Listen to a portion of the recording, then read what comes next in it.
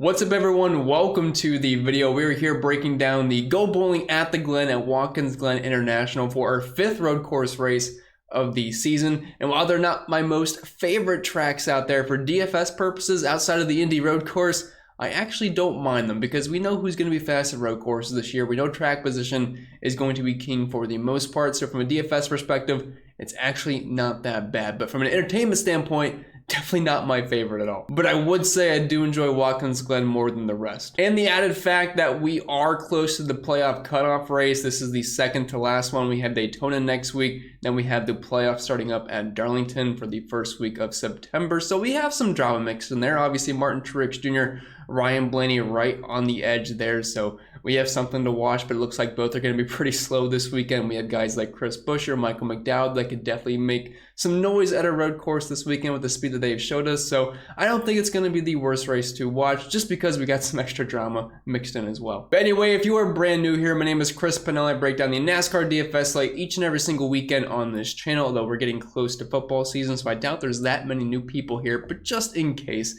And you can also find me live on Sunday mornings on this channel or afternoon. I'm planning around 11:30 a.m. Eastern for the live stream this weekend. Come in, hang out, always a good time. Had a lot of people recently. Be more than happy to have you. Just a good chance to come and ask me any question that you may end up having. And you can also find me over on Awesomore, better known as Stochastic these days, doing the live before lock shows with Jason and writing the tournament article over on the website if you ever want to check those out. And if you do end up enjoying today's free content, the only thing I ask in return is something very small, but if you can just leave a like on the video, subscribe to the channel if you haven't yet already, and feel free to leave a comment down below agreeing or disagreeing with anything I had to say throughout the duration of today's video. Or if you want to tell me hi or I suck, you are certainly free to do just that. And if we could once again get 300 plus likes on this week's video, that'd be absolutely awesome. We've gotten like 400 the past month now, so you guys are absolutely killing it. And it doesn't just help me. The more eyeballs that see these videos, the more it helps us all out as a community, so I truly do appreciate it. And instead of plugging the Prize Picks promo here, I do want to tell you guys something a little serious. So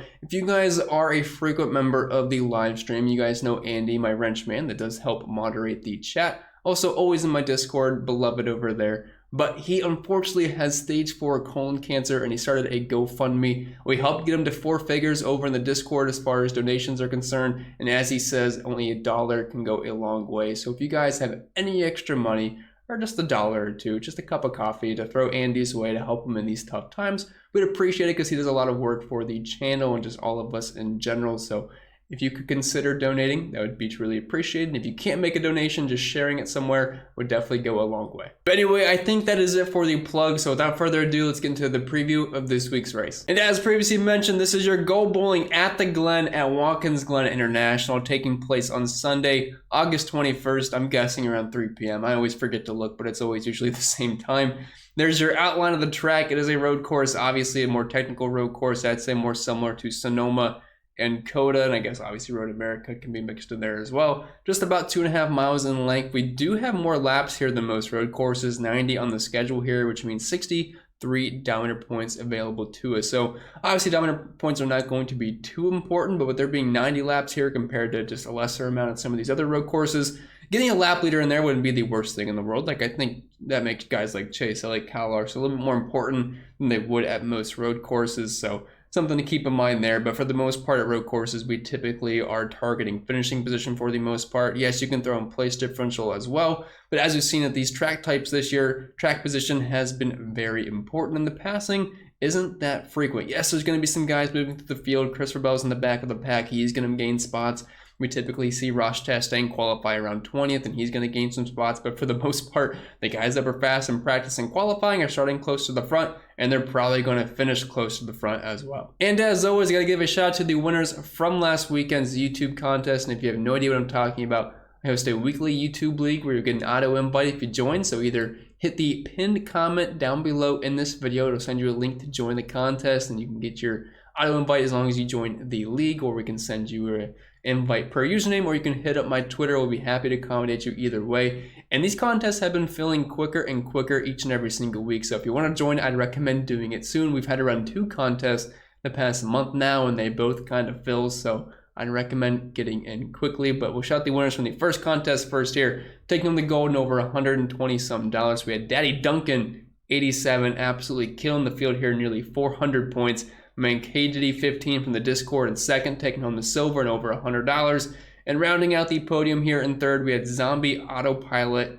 And then rounding out the top 5, SI20. Then in fifth place, Trish575. So shout out to the winners from the first contest. And moving on to the second contest here, we had the Keen Machine 48 taking home the gold, killing the field here by a lot, nearly 100 points, 440 for the total score. Second place came in here at 354, but absolutely lit up the field. I hope you played that in a large field tournament last weekend. Then Zombie Autopilot taking home the silver here. He had a great week in the contest. And in third place, 5-star Lids. And then rounding out the top 5, we had Mama Moo 1103, better known as Amanda, in the Discord chat. And then fifth place, D_Hips. Shout out to the winners from last weekend. Be more than happy to have you once again. Again, if you just want to hit the link down below in the pinned comment, hit me on Twitter, or we can send you an invite. We'd be more than happy to get you in the contest. And if you want my overall thoughts on the pricing this weekend, I think it's your prototypical road course for the most part. I mean, you have a few drivers in the 10K range, but then you pretty much have some pretty flexible pricing. I did notice they kind of nuked the Toyota price tags this weekend, which I think is fine. It does reflect with how poorly they've ran at road courses this year, and some of these guys got big bumps like Cindric, Adrian Allmendinger, Daniel Suarez. So I like how they approach this slate, and obviously after qualifying in practice, there's going to be some guys that look way underpriced. There's going to be some guys that look way overpriced as well. We'll kind of sift through that. And I do have to mention, if you guys do want access into the entire spreadsheet and all the extra content that I offer each and every single weekend, including simulation scores, my own personal exposures, my Discord chat, which is hopping 24/7, projections for all sites, DraftKings, FanDuel, and Prize Picks, and also have the optimizer, which includes ownership projections as well. Link can be found down below for that if you do want to join the best NASCAR DFS community out there. And I do cover other sports as well, including baseball and football, which is coming in September. But anyway, let's get right into this. The odds, I will say, are not completely updated right now. These are the odds prior to practice and qualifying. So I'm going to assume guys like Chase Elliott, Kyle Larson, William Byron are going to get bumped down quite a bit with how well they looked in both sessions. So I will update this if I pause at some point and they pop up new over on DraftKings. But as of right now, we are working with some outdated numbers here. But we'll start up top with our most expensive driver on both sites this weekend. It's Chase Elliott, the road course king, 10-7 over on DK, 14 flat over on FanDuel. He is on the pole. He opened with the best odds to win this race over in Vegas, and he is definitely going to be the car to beat this weekend. Super fast in practice, super fast in qualifying. Obviously, it was P2 in the 1 lap, P3 in the 5 lap. Looking at his numbers at road courses this year, while he does not have a win, still averaging the second most DraftKings points per race, one of the best average running positions, the second best driver, and he still has 2 top 5s and the most dominator points. This is going to be a great race for Chase Elliott. I would have to imagine he's got that good track position to work with. Well, second at Road America, was running fine at Indy until the end where he spun out, 8th at Sonoma, and 4th at COTA, so I had pretty high expectations here. I know we don't typically play pole setters in cash, but I think we can certainly make a case for Elliott this weekend. I just don't really see him losing the lead too often. Yes, some guys are going to stay out for stage points, but once they cycle back, I think Elliott's going to be your main dominator for this race. And both the Hendrick cars of Larson and Elliott were great here last year. I think that continues this season. So loving him in all formats. Definitely going to be one of my highest owned drivers this weekend. And speaking of Hendrick, we have Kyle Larson, $10,500 over on DraftKings. He's starting on the front row with his teammate, but he's starting in second here. I'm going to imagine he's going to have the second best odds to win this race, maybe even tied with Elliott, but I think him being on the pole will definitely still give Elliott a slight lean there. But these are going to be the 2 best cars in the field, in my opinion. Larson cleaned up practice, P1 in the 1, 5, and 10 lap runs over in practice, and while his numbers at road courses haven't been as strong this year, he has still been fine at them. Green flag speed wise, he's still near the tops of the charts. Was third at Road America, was running very well at COTA early in the year, but had a pretty dumb strategy that obviously did not work out. Issues at Indy, but overall we know he's a good road course racer. Definitely has the speed. You need more horsepower at a track like Watkins Glen. It seems like Hendrick is excelling at that this weekend. So I mean, if I had to pick one for cash, I would not play both, but I would side with Elliott. But in tournaments, I definitely do not mind the pivot to Kyle Larson. And when I play them both together, probably not. I would try to pick one there, but both are excellent plays. Then you have Tyler Reddick, $10,300. He is starting in 5th, opened with the second best odds to win this race over in Vegas. He's probably going to settle around the 3rd best odds, I think, after Larson and Elliott. But practice wasn't as strong for him, but still a very fast car, obviously super fast in qualifying, and he has absolutely killed the road courses so far this year. The second most dominator points, has 2 wins, back-to-back wins, 3 top 5s. The only one he doesn't have a top 5 in is Sonoma, where he had an issue and finished 35th. So it's really hard to bet against Tyler Reddick right now. Obviously, he's not going to be in the best position to dominate compared to guys like Larson and Elliott, who are starting on the front row, but I do think Reddick's going to be in the top 5 pretty much all day. And if he can grab the lead, that's a couple extra PD spots compared to the 2 that we just talked about. Then Ross Chastain, $10,000 on DraftKings, 12.5 over on FanDuel. Probably going to be a better FanDuel play just because of the lack of dominator points over there. It's going to be strictly finishing position over on the FanDuel side of things. But he's starting in 18th, and I do like him. I'm just sure a lot of people are getting sick and tired of rostering Ross because he does well for the majority of the race, and then either issues happen or just it's been bad luck rostering Ross the past month or so now. But I still think he's a good play. I mean, overall road courses this year, he's been absolutely killing it. Obviously, he finished 27th at Indy, but was top 5 at the very end. It was actually first or second, but he took the shortcut. But if you just kind of exclude Indy, he should have had a top 5 anyway. He was even running in the back because of a spin early on. 4th at Road America, 7th at Sonoma, won the race at COTA, starting in 18th. He's going to have speed. The Trackhouse car has been very fast at these track types, no matter if they show speed in practice or not. Ross tends to always qualify quite poorly, so I like him quite a bit here if you want to play him in cash games. In addition to a guy like Elliott to kind of offset the lack of PD upside with Elliott, then you get the PD upside with Ross. I have no problem with that at all. I have not yet ran projections, not yet ran ownership, so these are kind of my first thoughts on the slate. I'm not sure how easily they will fit together because there's some other very good plays below guys like Ross Chastain in this 10K range, so we'll have to see what fits and what does not. But again, I think he's playable in all formats here and definitely going to be one of my higher owned drivers on the slate. Dropping down to the 9K range, we have Austin Cindric at $9,800. He is starting in 8th, and he's the only driver this year to finish inside the top 10 at each and every single road course. Also has a couple top 5s mixed in there, and also the best average finish in the series with the most DraftKings points per race at road courses as well. Now, I just think he's a bit pricey here at close to $10,000. I guess there's a chance he could points race, but he's got legit race winning speed every single time we're at a road course, so I'm not really going to fully plan on that. I mean, 2nd at Indy, 7th at Road America, 5th at Sonoma, 8th at COTA. He's a tournament play only for me, but I'll definitely have some heavier exposure to the guys in the 10K range. I would prefer rostering AJ Allmendinger. He's got a ton of speed this weekend, $9,600 on DraftKings. No longer the cheap dinger at road courses. We got him at around the mid 8K price point, one of the road courses. That's not going to be the case this weekend.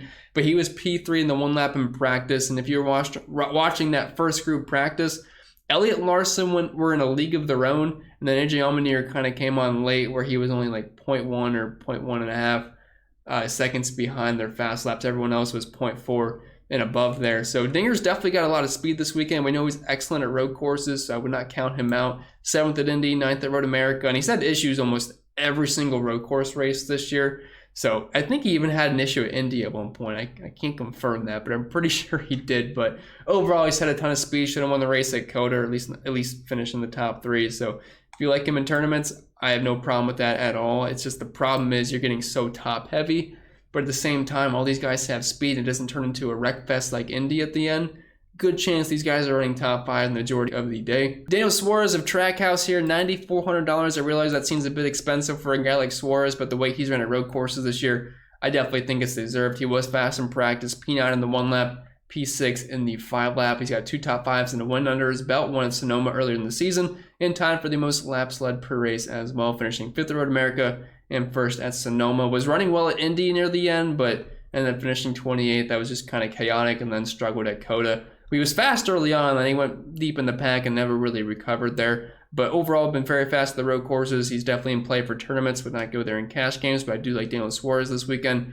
And Ryan Blaney and Martin Truex Jr., both these guys could really use a win for the playoffs. Currently, Blaney is sitting fine, but Truex is really knocking on the door there. Kind of blew it at Richmond last weekend. Thought he was going to have a much better race. Just couldn't really put a full race together there. It was faster in the later stage, but just didn't really get there. But let's start with Blaney here first, $9,200. Both these guys just did not show speed when they really needed to show speed this weekend. So P26 for Blaney.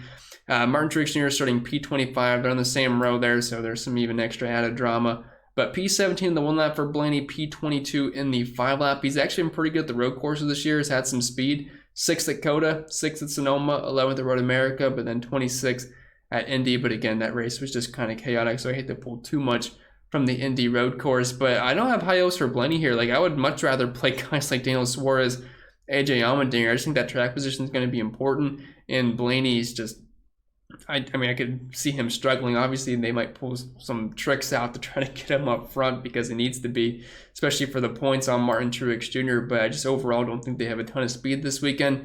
And the same could be said for Truex, but I think he's going to be even slower. I'd rather play Blaney over Truex. Personally, he was P27 in the 1 lap, P19 in the 5 lap. And if you're looking at his numbers at road courses this year, while it's not as bad as some of the other Toyotas, that's still not super impressive. 7th at COTA, 26th at Sonoma, 13th at Road America, and 21st at Indy. He is very good at Watkins Glen. I believe he's got like 5 straight top 7s here.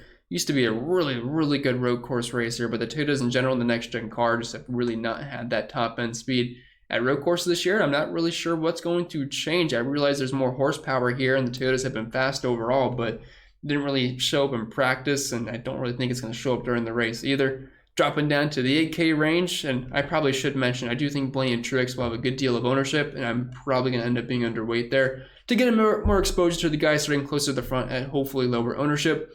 Then dropping down to the 8K range, Kyle Busch, $8,900, only $8,800 over on FanDuel. I think over on FanDuel it's easier to get the Truex just because of the price, and same can be said for Kyle Busch, but I'm not going to have a ton of interest in either, even though at these suppressed price tags that might draw some people in. I will say Busch showed a little bit of speed. I mean, he was top 10 in qualifying, finished last of that group, but still made it to the second round. But P19 in the 1 lap in practice, P14 in the 5 lap. If you're looking at Busch's numbers at road courses this year, it's been dreadful. 6.4 DraftKings points per race with an average finish of 24.5, and he's got 1 top 20 to show for it. Obviously, he hasn't been a dominator either, and finished 11th at Indy. But again, chaotic race, and the Toyotas, a couple of these guys kind of snuck in just because of the chaos. But outside of that, 20th at Road America, 30th at Sonoma, and 28th at COTA. I don't really see a reason to want to play Kyle Busch. I'm hoping that the price tag draws some people in, but feels like a bit of a trap there. I'd rather play Chase Briscoe, $8,800. He's starting 14th, was P7 the 1 lap in practice.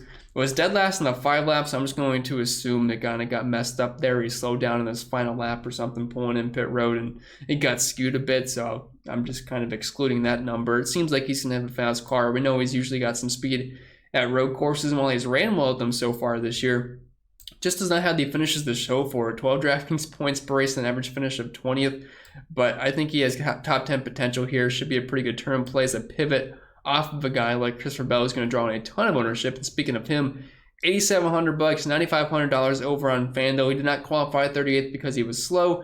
He cooked his engine in practice. Starting in 38th was a teens car, 16th in the 1 lap, 15th in the 5 lap. Nothing too special there, but starting in 38th, I don't need anything too special here. If he can give me a top 20 finish below 9K, I would take that all day at a track where dominant points are not going to be that important. If you're looking at his finishes at road courses this year, 12th at Indy, 18th at Road America, 27th at Sonoma, and 3rd at COTA. Starting in 38th, you don't need much. He's a cash game lock, and definitely a guy I'm going to target in tournaments, but keep in mind, there are some pivots like Chase Briscoe at lower ownership. Denny Hamlin, $8,600. He is starting in 22nd. There's some pretty good big-name drivers here that are just pretty cheap this weekend. I mean, Busch, Bell, Hamlin, Harvick, Logano, Bowman. You can make some pretty good-looking lineups this weekend with some big-name drivers. I'm not saying they're all great plays, but they will look pretty on paper. Anyway, speaking of Hamlin here, he's typically a top 20 guy. He's got 3 top 20s at road courses this year, but not really one I've been looking to roster much this season. 14.8 DraftKings points per race. Looking at his actual finishes, 14th, 17th, 31st, and 18th. Starting in the 20s, that makes him more viable than normal, and he is pretty cheap if you just want to fill him in some tournament lineups, but I'm not going to be rushing to the front to play Denny Hamlin this weekend. Whatever he gets filtered in my lineups in a 150 max, I will take it. If it's 20%, I might trim that down a little bit, but if it's 10%, I will live with it. Kevin Harvick, $8,400. He is starting 24th. A little bit cheaper over on FanDuel. Probably going to be a pretty popular play over there, but he did suck in practice. 31st in the 1 lap, 27th in the 5 lap. Denny Hamlin was much quicker, and I'm not super excited about playing Hamlin either. The thing is, though, Harvick has not been bad at the road courses this year, averaging 40 DraftKings points per race just about. Also has a top 5, 2 top 10s, and 3 top 15s under his belt. So I feel like they'll have somewhat pretty similar ownership. Denny Hamlin's obviously a bigger name, but Kevin Harvick has won the past 2 races. So he's definitely been hot. 10th at Road America, 4th at Sonoma, and 11th at Coda. Overall, some better finishes than Denny Hamlin. Again, I think they're similar plays, but I probably would side with Kevin Harvick despite these slower practice times. You've seen sometimes where Kevin Harvick being slower in practice isn't usually the biggest deal. Like if you're looking at last week, didn't really light it on fire in practice, but obviously was fantastic during the race. Then Joey Logano, $8,200. He is starting in 20th, and while he hasn't been great at road courses this year, finished 6th at Indy, but he did wreck about half the field there at the end. 27th at Road America, 17th at Sonoma, 31st at Coda, but he had some speed in practice, 15th in the 1-lap, 7th in the 5-lap. And these guys are basically all the same place. Hamlin, Harvick, Logano. I give the slight edge to Harvick, and I know he was the worst in practice, but I'm not going to be overly concerned about it. But Hamlin, Logano, really all the same play here. It's really just whatever gets filtered. I'm not going to go away to single them out in a cash game, a single entry or 3 max. But once we get the 20 max, 150 max, that's kind of where these guys start getting filtered in for me. Alex Bowman, $8,000. Like, I'd probably rather play Bowman than guys like Logano and Hamlin, at least in tournaments, because I love the Hendrick cars this weekend. They all showed a ton of speed. Bowman's a fine road course racer, top 10 in practice, P8 in the 5-lap. Barely anybody ran a 10 lap, so I'm not even going to use that as a metric here. But if you're looking at Bowman's numbers at road courses this year, had an issue at the end at Indy. And so did Kevin Harvick, I should mention that. I think they both got into it together. But 12th at Road America, 16th at Sonoma, and 2nd at Coda. I mean, I just like the Hendrick cars quite a bit. He's cheap on both sides, only $7K over on FanDuel. Probably going to be a pretty high exposed driver for me over there because of that price point. Dropping down to the 7K range, we have Chris Buescher, $7,800 on DraftKings, 8K over on FanDuel. If you were a Ryan Blaney, Martin Truex Jr. fan, I would be pretty worried about Chris Buescher this weekend. He has been great at the road courses. He was fast in practice, fast in qualifying, P6 in the 1-lap, P4 in the 5-lap. And if you're looking at his numbers at road courses this year, really, really good. 3 top 10 finishes, has a top 5, nearly 40 DraftKings points per race, and an average finish inside the top 10. And he's always been a good road course racer, not really a guy that was competing for top 5s, but out of the past 11 races, he's finished inside the top 20, 10 out of 11 times. So Buescher, definitely a guy I'm looking to target in tournaments. Not sure if I'd get there in cash games, but I think he's viable in really any format. I think these guys that all qualified in the top 10 are going to have a lot of speed this weekend. They're going to be pretty tough to pass. That track position is going to be huge. William Byron, $7,700. He's extremely cheap on both sites. It's honestly pretty disrespectful here. 77 on DK, 75 on FanDuel. Starting in 4th does make it a bit risky there, but if you are playing tournaments, I definitely want to get some William Byron. I could see him being a top 5 driver for the majority of the day, and while the finishes at road courses this year haven't been exquisite per se, he still has the upside at them. 12th at Coda, 9th at Sonoma, 16th at Road America. I believe he got spun out at the very end by Chase Elliott at Indy, where he finished 31st, but he was very fast in practice. He was in Group 2, P4 in the 1-lap, P2 in the 5-lap. The Hendrick cars look great this weekend. I want exposure to all of them, and William Byron's price point is just extremely, extremely too cheap. Kimmy Raikkonen, I believe that's how you pronounce it, the F1 champion. He is in a Trackhouse car this weekend. I thought he was going to be cheaper in the mid 6K range, but they beat them up all the way to $7,600. I was expecting some more speed in practice, but you got to keep in mind he's figuring out the car. That's going to take some time. He's probably going to get stronger as the race progresses. P20 in the 1-lap, P29 in the 5-lap. I mean, the Trackhouse cars are really, really good at road courses. I don't think he's going to pace with guys like Suarez and Ross Chastain, obviously, but starting in 27th, I don't think he's the worst play in the world, but I would really much rather get to a guy like William Byron, Chris Buescher, personally. I think Kimmy's probably a better play than Brad Keselowski, but I'd also probably rather play Michael McDowell as well. So not really super excited about Kimmy. I mean, I'm excited to see him on the track. I think that's pretty cool, but as far from a fantasy perspective, it's going to be a lukewarm approach for me on Kimmy this weekend. Brad Keselowski, $7,300. I'm probably just not going to play Brad. He was in the 20s in practice. Not really a guy I like to target too much of the road courses this year. I mean, the finishes have been okay. 20th, 10th, and 14th. Obviously, Road America finished 33rd, but starting in 15th, the upside's not really there for me.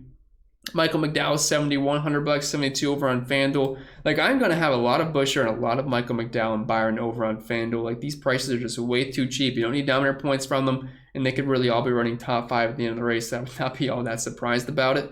Definitely top 8. I know top 5 can get kind of crowded because you have guys like Elliott, Larson, Reddick, and Chastain, and some other guys that can make some noise. But I do think they're all top 8 contenders, and their price tags are just way too cheap on both sides. But McDowell's been awesome at the road courses this year. Didn't really flash too much in practice. P18 in the 1-lap, P11 in the 5-lap, but killed it in qualifying, and he's got an average finish of 8th this year in road courses. He's been in the top 15 each and every single time, and also 3 top 10 finishes, 8th, 3rd, and 13th. Got good track position to work with, and he's a guy like Chris Buescher where if you were a Truex or Blaney fan, I'd be pretty worried about those kind of guys. And Mike McDowell can definitely make some noise this weekend. Now, I do want to mention I did get some updated odds here. That's kind of what I expected. So you have Chase Elliott as the favorite, Kyle Larson as the runner-up here, then Reddick as the top 3, which honestly I thought was what we should expect. Then you have Dillon, Suarez and Austin Cindric tied for the 4th best odds. Allmendinger in 5th with Chastain. And I was kind of surprised William Byron wasn't higher. He was at plus 2,000. I thought qualifying as well as he did and the practice as well as he did, he'd be above Ross Chastain and above AJ Allmendinger. Obviously, Allmendinger was great too, but I thought that'd give him a little bit of beef just because he's a Hendrick car. So I think there's still some decent value on William Byron at plus 2,000, but same odds as Michael McDowell. So I mean, the odds are pretty much reflecting of what I thought, but I did want to mention we did get some updated odds here if you guys wanted to pause and look at them. But anyway, dropping down to the 6K range, we have Ty Gibbs here, $6,900 on DraftKings, pretty much the same over on FanDuel. Starting in 16th, filling in for Kurt Busch once again, who's going to be out for at least until Darlington. Was very fast in the one lap in practice, had a P5 there. It was really only a Toyota showing a ton of promise, but then when Christopher Bell blew his engine, I believe it was like simultaneously where Ty Gibbs, I think he wheel hopped and then went to the wall. Hit it just right where it didn't really damage his car at all. It didn't qualify that well, but I think the car should still have some speed and be fine. Obviously, he's a good road course racer in the Xfinity Series. He's still young, still learning, but I think he's going to do better than what he did at the last road course where he first started. Obviously, he has some more next-gen car under his belt, track time, which is definitely going to be good for him. So starting P16, I think he's a fine tournament play. Bubba Wallace, $6,800. He's starting in 23rd. Had a good run for the 5-lap or his P10. Looking at the 1-lap, P21, kind of right around where he qualified. He's a pretty bad road course racer in general. I know he finished 5th at Indy, but you got to keep in mind so many guys had issues in that race. Then he took a little shortcut through the grass, which NASCAR said that was fine. So besides that race, 35th, 36th, 38th, if you're looking at the past 11 races for Bubba Wallace at road courses, average running position, average finish of 24th with 4 top 15. So I just think there's better plays in general than Bubba Wallace this week. I mean, he's one of those guys where you sprinkle in under 10%, but definitely not a single entry kind of guy for me, or 3 max at that. Eric Jones, $6,700. Always is going to look appealing at road courses because he qualifies poorly every single time, but he practices bad, although he showed some more speed this time around. P25 in the 1-lap, P18 in the 5. That's much better than last time we were at a road course. He finished 15th, but again, you gotta remember there was so much chaos in that race. It's hard to just look at finishes where it doesn't really tell the whole story. 26th at Road America, 22nd at Sonoma. Again, he showed some more speed, so I think he's more playable than he has been. Starting in 31st, I'll probably get the some Jones, but I'm not excited about it. Austin Dillon, $6,500. He's starting in 12th, didn't show a ton of promise in practice, was kind of surprised he qualified so well in 12th. I thought he was going to make it to round 2 for a little bit, but fortunately enough, some other faster cars came in and put down some better laps. Has had a poor run the past 2 road course races, but 11th at Sonoma, 10th at Coda. I don't hate him. I think more people are going to flock to guys like Eric Jones and probably Bubba Wallace, but I don't think Austin Dillon's a bad tournament play just to try to get some lower ownership there. And again, track position is going to be important, so if he can just kind of hold a top 12 all day, that's not bad at his price point. Cole Custer, $6,300. He's starting in 29th. His average running position at the road course this year is not terrible. It's 15.5 and average finish to 17th, so starting nearly in 30th place. I don't hate Cole Custer. I mean, I hate rostering Custer, but 9th, 15th, 21st, and 23rd, not too bad for him. So starting in 29th, I think he is playable. Maybe not. I mean, in cash games, maybe, but I'd probably just rather get the Almirola at that point. But both these guys, we can kind of group them together. They're not pretty plays, but they might be necessary plays that fit in some guys up top. But if you're just looking at some of their overall numbers, they're kind of guys you just expect to be on the fringe top 20, top 25, but for where they're starting, it does make it work. And also, if you saw the video, Eric Almirola had like an 800-foot strike, which was pretty cool. I don't think it was fake. I'm just going to roll with it being real. And he also announced he might not be retiring at the end of the season, so we'll see what happens. Jim Hunter posted a tweet saying he was coming back, and then Almirola said he hasn't confirmed that yet, so we'll see who was lying and who wasn't. Ricky Stenhouse Jr. is qualified a little bit too high for me to have much interest. Yes, I know he finished 13th at Indy, but again, chaotic race. I'm not going to put too much into it. Justin Haley's not a bad road course racer. He's starting in 13th, kind of a similar play to Austin Dillon, where I don't think a lot of people will flock to these guys, but they do have track position to work with. And Haley put down a hot lap in practice. He was P12, which is not bad for his price point. Has a few top 20s under his belt this season and finished 12th at Sonoma and 15th at Coda, some pretty similar tracks to Watkins Glen. So I think Haley is definitely on the tournament radar. Harrison Burton finished 3rd at Indy. Again, chaotic. In a race where Bubba Wallace, Harrison Burton, Todd Dillon all finished in the top 5, I think you can kind of chalk that up to, yeah, a lot of bad things happened during that race. Starting in 30th, it makes him playable, sure. If you're looking at practice, P30 in the 1 lap, P20 in the 5 lap. Probably will gain a couple spots, but I'm not rushing to the door to play Harrison Burton. Same can be said for Todd Gilliland, although I wouldn't say he's the worst road course racer, but for where he's starting, I'm not excited about it. Joey Hand, we know he's got speed at road courses. I just hate trusting a Rick Ware car, and overall, it's been a safe bet to not trust the Rick Ware car with only 1 top 20 finish this season. LaJoie, he's just not a guy I'd typically roster at the road courses. 36th in the 1 lap in practice, just about dead last. 18th at Indy, but 34th, 36th. I'll take my chances not playing much LaJoie. Rockenfeller here, honestly, I've never heard of the guy, but he is in the field this weekend, starting near the back of the pack, but he was pretty slow. P35 in the 1 lap, P34 in the 5 lap. You can't expect anything here except him getting spots if guys wreck out. Ty Dillon, $5,100. Like, why is Ty Dillon less expensive than Mike Rockenfeller and Corey LaJoie? I know Ty Dillon's not the most exciting driver out there, but at least he can contend for a top 20. I mean, 20th at Road America, 23rd at Sonoma, 20th at Coda. Like, I'd much rather play him than the 2 we just talked about. I'd rather play Ty Dillon over all the guys we just talked about, probably in this price range, really. Then dropping down to the 4K range, it gets ugly. I would not play any of these guys. I wouldn't play Kvyat, Cody Ware, Hasemans. I'm not sure what it is, but I don't care because he's not going to be in my roster. Then Kyle Tilley, I think he took a spin. Was it during qualifying or practice? Either way, he's not going to be in my radar anyways. I mean, dead last in practice, all these guys. They just don't have the speed to compete. Unless it's a complete wreck fest, I don't see how they work out. So the lowest I really want to go is Ty Dillon. And then really that whole 5K range is just awful in general. But I could see making a case for Todd Gilliland just because he was P22 in practice and P12 in the 5 lap. And yes, I know he had a decent finish at Indy. I don't think he deserved the top 5, but just have some track position to work with. But with that being said, I think that'll be it for the video. So if you made it all the way through, truly do appreciate it. These are long videos, so you guys are absolutely awesome. Feel free to check out the Patreon if you want some extra content. Considering donating to the Andy GoFundMe, or if you just can't donate and you want to share it, that works just as well. The more eyeballs that see that, the more it would help him out. We do appreciate it. I do appreciate Andy always being here, so I wanted to do him a favor, help shout this out for him, as he's always been a big proponent of my Discord and this channel. But with that being said, I wish you all the best of luck this weekend. Hope to see you on the live stream Sunday at 11:30. And if not, I will see you next week.